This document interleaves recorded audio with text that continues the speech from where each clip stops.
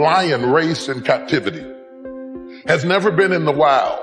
All of his experiences have been in the cage. If all of his experiences have been in the cage, and that would be his natural habitat to him, then why do they lock the cage? They lock the cage because even though his experiences do not validate it, his instincts tell him there's something else out there. And the reason so many of us are frustrated today is that we are pacing around in the cage of a job or a life or a situation that has limited us.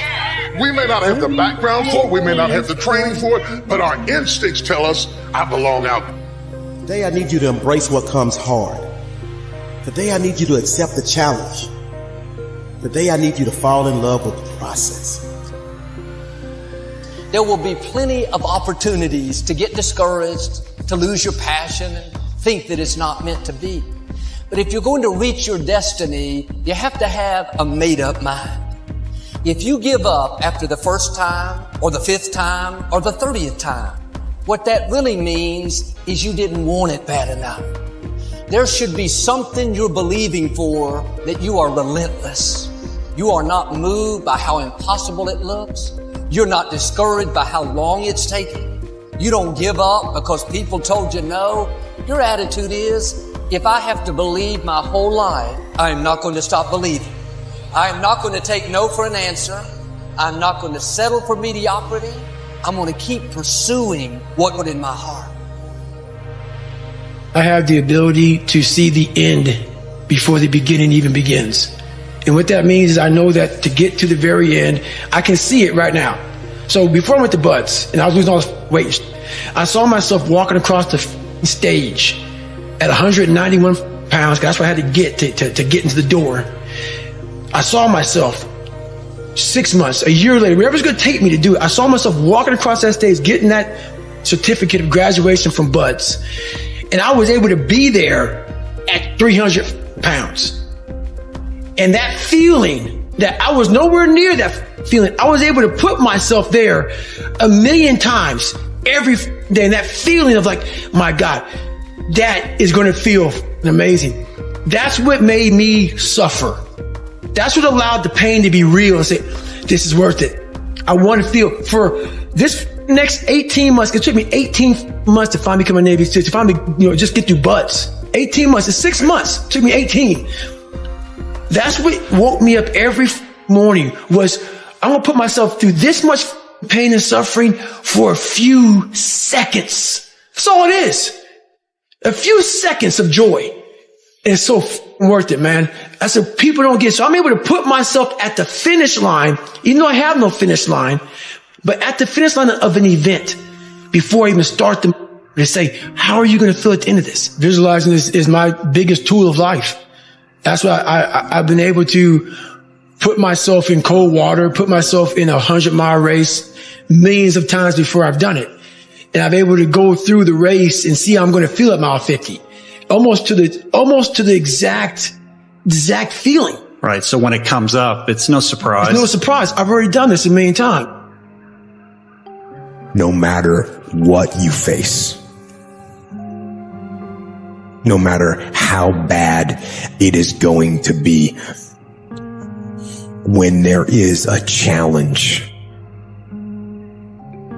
and by a challenge, I mean anything in life, any challenge, anything that you're facing, the only way to overcome the challenges that you face is to start walking. Take that step every day, no matter what you are facing. Get up and start walking.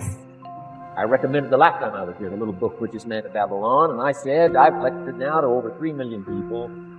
Guess how many have actually gone and got this little book? Answer, very few. My best guess is 10%. Such an easy thing to do. This little book, number one, is easy to find. Number two, it's easy to buy. The most you can pay for it, $6, $7, $8. You can borrow that from your kids. But if it's easy to find and easy to buy, and if it's easy to read, why wouldn't everybody go get it? We don't know. I don't know. Nobody knows.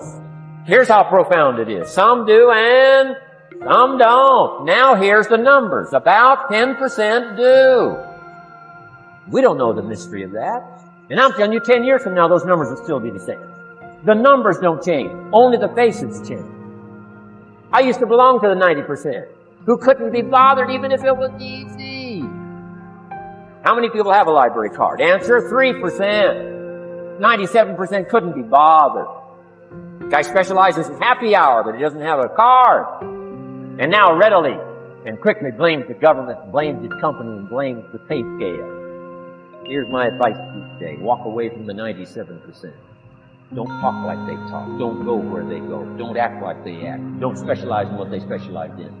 Throw away the blame lists they cling to. And ask ourselves, what do I really want? What do I really want? And write it down. Writing causes thinking. Thinking creates an image. And you get these images going, you're building a vision in your mind.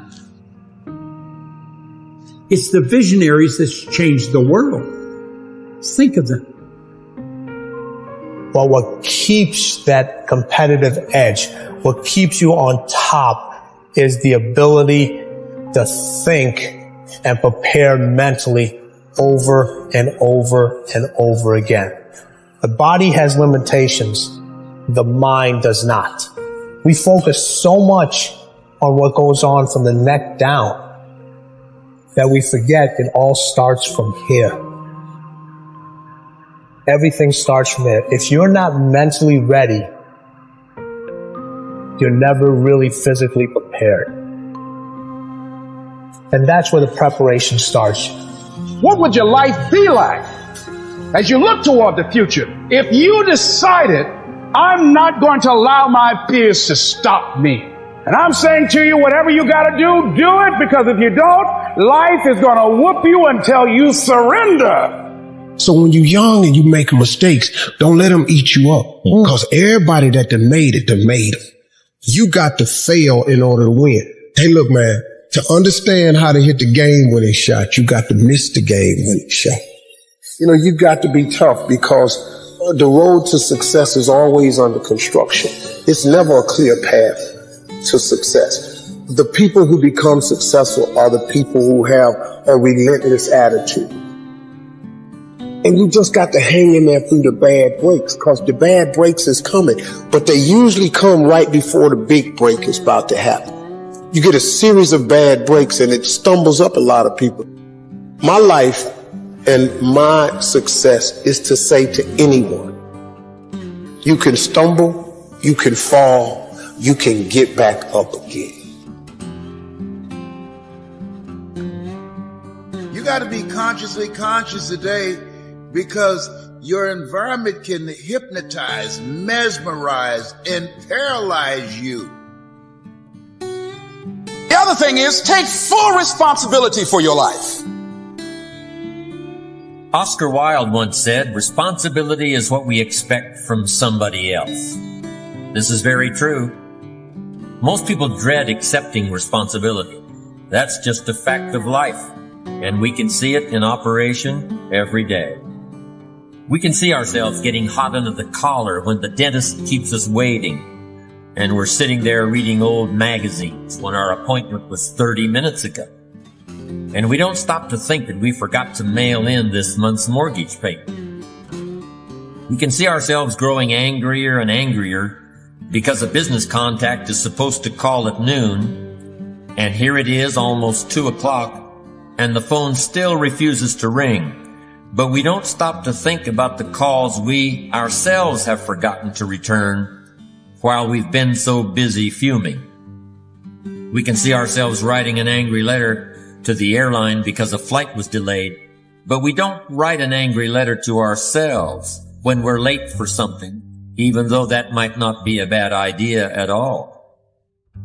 Yes, we can see avoidance of responsibility all the time in both our personal and professional lives.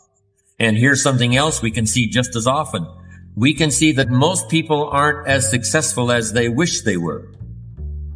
Do you see there's a connection between these two very common phenomena? I certainly do, And by the end of this session, I hope you'll agree with me. I hope you'll understand that it's in your best interests to take responsibility for everything you do. But that's only the beginning. I'm also going to suggest that many times it's even best to accept responsibility for the mistakes of others, especially when you're in a managerial or leadership role. I can hear you saying, what? Accept responsibility for someone else's mess-ups? Why would I want to do something like that? Well, that's a fair enough question, and over the next few minutes, I'll try to answer. One of my weak points in my personal life is I don't like technical stuff. So even though I have to be on Twitter and Instagram and Facebook, I don't care for that. So guess what? I find somebody who loves to do that. You know, I find somebody who has a strength where I will have a weakness, and I partner with them. All you're trying to do is get to the goal. No one gets there by themselves. Everybody needs help. Now, when you know what you got going for you, be confident, not cocky. Managing your strengths, knowing what they are, and don't let nobody talk you out of it. And that gets you fight ready. You get fight ready like that. You got to know you. Helps you develop your skills. All the while, you're developing your strength. You just got to keep developing the strength. Don't let anybody talk you up. At the same time, you must work on improving your weaknesses. So I've had to, in spite of myself, get on Instagram, get on Twitter, get on Facebook. I got to do the videos whether I want to or not, because the world is moving to social media. If I had as many followers as Kim Kardashian, I probably wouldn't even have to do this TV show. During the years when professional basketball was just beginning to become really popular, Bill Russell, who played center for the Boston Celtics, was one of the greatest players in the pro league. He was especially known for his rebounding and his defensive skills. But like a lot of very tall centers, Russell was never much of a free throw shooter. His free throw percentage was quite a bit below average, in fact. But this low percentage didn't really give a clear picture of Russell's ability as an athlete. And in one game, he gave a very convincing demonstration of this. It was the final game of a championship series between Boston and the Los Angeles Lakers. With about 12 seconds left to play, the Lakers were behind by 1 point, and Boston had the ball. It was obvious that the Lakers would have to foul one of Boston's players in order to get the ball back. And they chose to foul Bill Russell. This was a perfectly logical choice, since statistically, Russell was the worst free throw shooter on the court at that moment. If he missed the shot, the Lakers would probably get the ball back, and they'd still have enough time to try to win the game.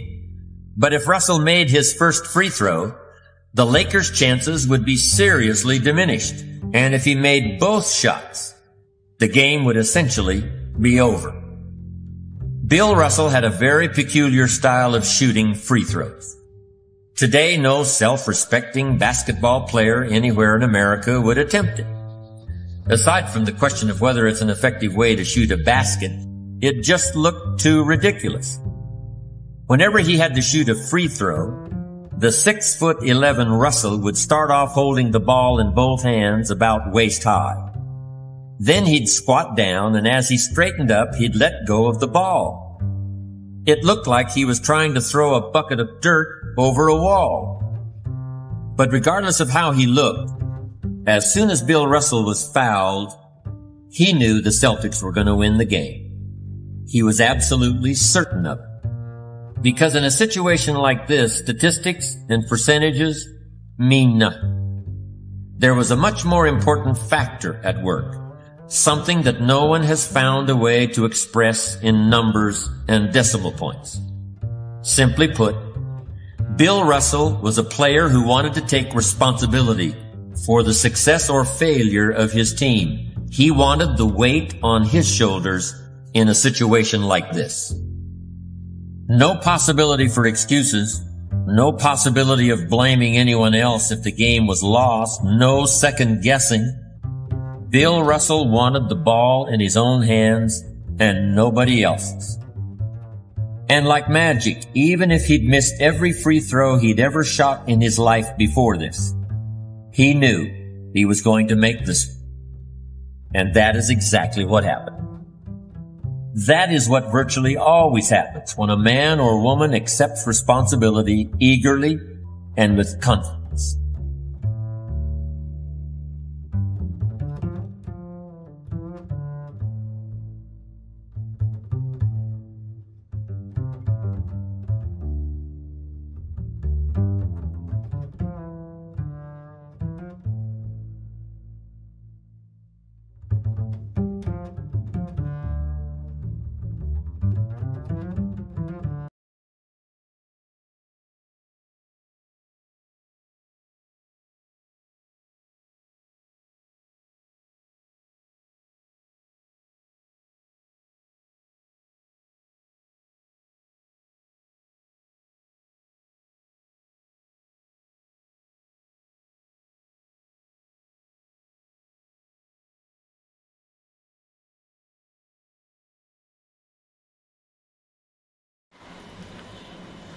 The Greatest Advice Motivational video. The Greatest Advice: Finding Motivation in Everyday Winston. In the hustle and bustle of our daily lives, amidst the chaos of clamor, there exists a treasure trove of wisdom waiting to be discovered. It's in the small moments, the fleeting encounters, and the mountain's routine where profound lesson reside. Welcome to the Greatest Advice, where we explore the wisdom hidden in the ordinary, the lesson gleaned from the unluckiest of source. Join us on a journey of self-discovery as we uncover the power of everyday wisdom to inspire and motivate it. From the wisdom of a grandmother's tale to the advice of a stranger on the street corner, inspiration knows no bound. It's the leather of children, the preservedness of the elderly, and the resilience of the human spirit that we find the fuel to keep moving forward. In a world filled with noise and distraction, it's easy to overlook the subtle whispers of wisdom that surround us, but if we listen closely, we discover that the answer we seek are often hidden in a plain sight. So whether you are facing challenges of seeking direction, remember that inspiration is all around you. Embrace and listen of the parts, the moments of the friends, and trust in the journey that lies ahead. The Greatest Advice, where every moment is an opportunity to find motivation, every encounter a chance to uncover wisdom, and every step a journey towards fulfillment.